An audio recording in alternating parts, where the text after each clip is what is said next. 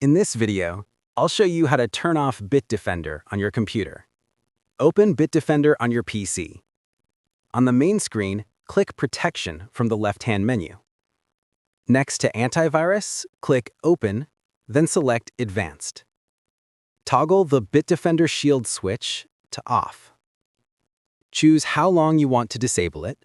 For example, select Permanently, then click OK. You'll see the shield icon in the top left corner turn red, which means Bitdefender is now disabled. To turn it back on, go to your dashboard and re-enable the shield. That's it. You've successfully turned off Bitdefender on your PC. If you found this video helpful, don't forget to like and subscribe for more tutorials like this.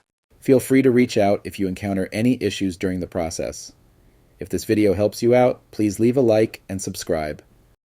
Comment below if you have any questions. If you need further assistance, consider hiring a professional using the link in this video below.